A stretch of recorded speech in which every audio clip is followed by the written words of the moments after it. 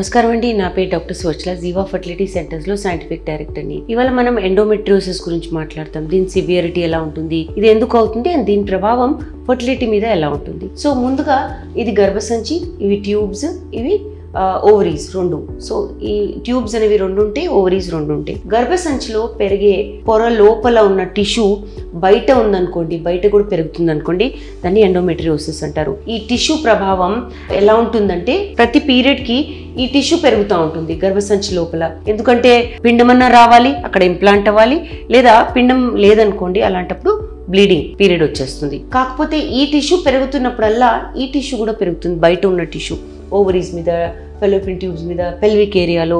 కాబట్టి పెయిన్ చాలా ఎక్కువ ఉంటుంది.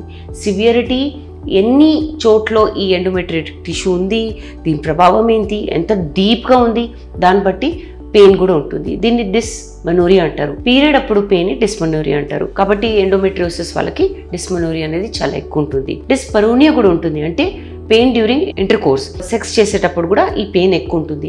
ఇక్కడ చూడండి, ఈ ఓవరీస్ పెల్విక్ ఏరియాకి అటాచ్డ్ అయిపోయినాయి, ఈ ట్యూబ్స్ మీద ఉన్నాయి. సో ఈ ఆర్గన్స్ కూడా చాలా డిస్టార్ట్ అయిపోతాయి.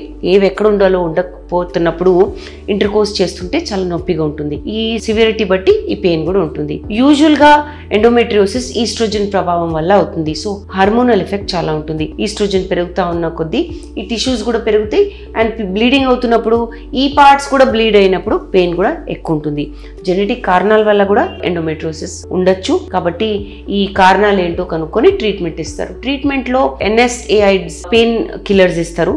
ఈ పెయిన్ కిల్లర్స్ వల్ల పెయిన్ కొంచెం తగ్గచ్చు, కానీ పెయిన్ ఒకటే. దీన్ని సరిగా చూడాలంటే, సరిగా ట్రీట్ చేయాలంటే హార్మోనల్ ట్రీట్మెంట్ ఇస్తారు, లేదా సర్జికల్ ట్రీట్మెంట్లో లాప్రోస్కోపీ ద్వారా ఈ పార్ట్స్ని, ఈ భాగాల్ని తీయగలిగితే తీసిస్తారు. ఫర్టిలిటీ ఒక ఇష్యూ కాకపోతే హిస్టెక్టమీ కూడా చేయాల్సి వస్తుంది if it is very severe. Of course fertility issue అనుకోండి, అలాంటప్పుడు ఈ ఎండోమెట్రియోటిక్ ఇన్ఫ్లుయెన్స్ ని తగ్గిస్తారు. హార్మోనల్ ట్రీట్మెంట్ ఇచ్చి ఈ ఎండోమెట్రియోసిస్ టిష్యూని తగ్గించిన తర్వాత స్టిమ్యులేషన్ చేసి ఎగ్స్ ని బయటికి తీసి ఫర్టిలిటీ ట్రీట్మెంట్ లో IVF చేస్తే మటుకు ఈ ఎగ్స్ తో స్పర్మ్స్ ని కలిపి ఎంబ్రియో తయారైనప్పుడు గర్భసంచిలో వేసినప్పుడు ఎంబ్రియో అతకంగానే ఈ ఈస్ట్రోజన్ ప్రభావం తగ్గడం వల్ల, ప్రొజెస్ట్రాన్ ఎక్కువ అవడం వల్ల ఎండోమెట్రియోటిక్ ఎఫెక్ట్ కూడా చాలా తక్కువ ఉంటుంది.